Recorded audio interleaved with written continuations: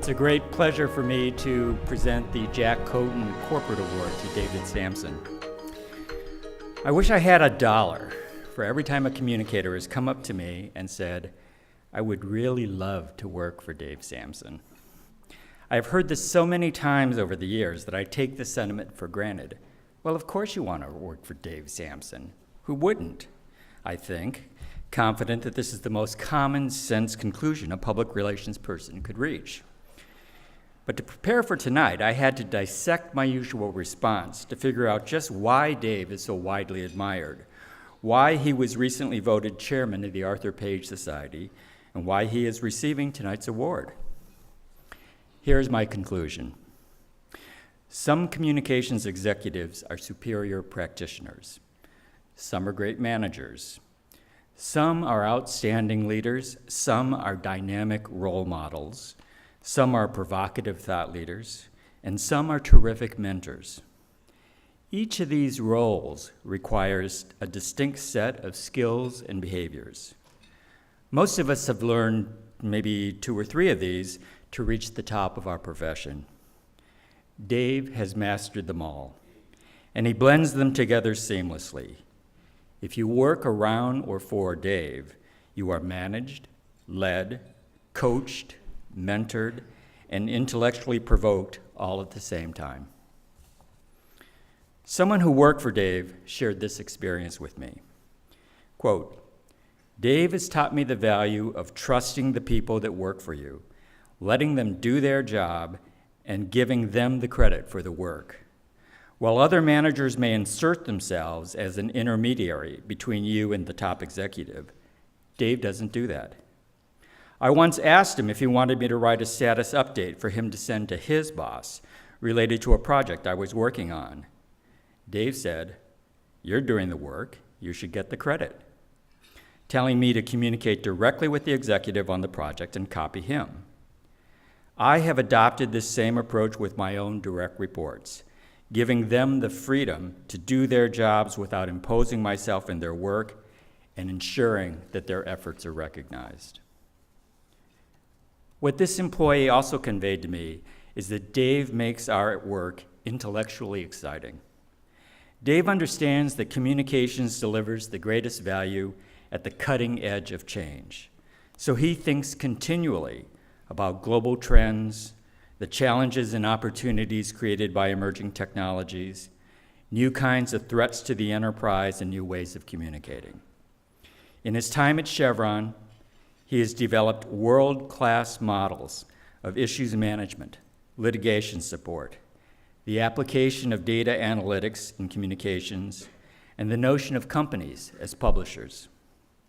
In all these areas and more, he is leading his team into unexplored territory.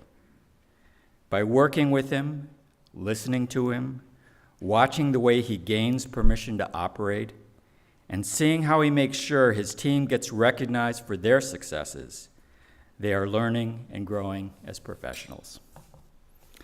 I could go on, but my 3 minutes are up.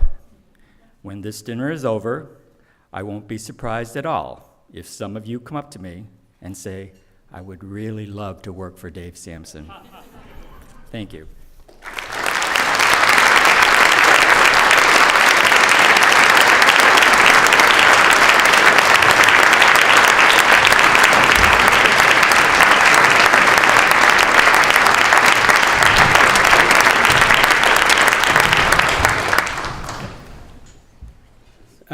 Wow.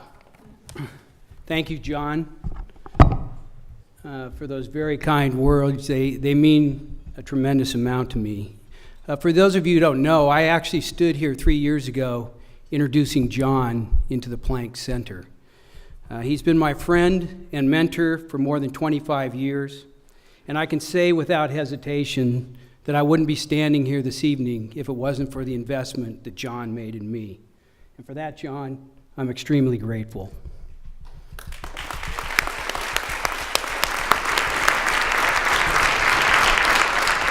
I want to extend my congratulations to the evening's other honorees as well.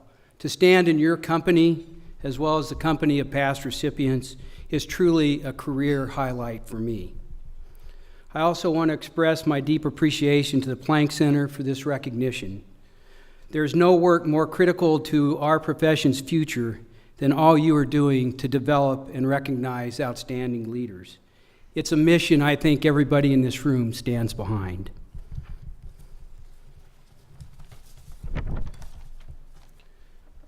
While tonight's honor is extremely gratifying, it would be wrong to suggest that I'm standing here solely by my own doing. First and foremost, I'm here because of my lovely wife, Josephine, who's at table 10. It's because of her that I've been able to manage, I like that, a few rounds of applause. All right.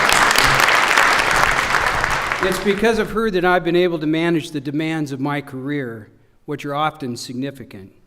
And if you ever get a chance to meet Josephine, even only for a brief moment, you'll quickly conclude that I exceeded my potential. It's true. I also stand here tonight because of the many terrific colleagues with whom I've worked over the course of my career. This honor is a reflection of what we achieved together.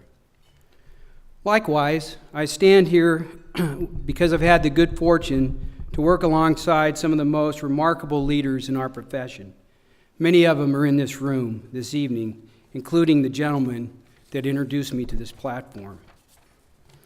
These are the people I greatly admire because they exemplify the very best qualities of what our profession has to offer.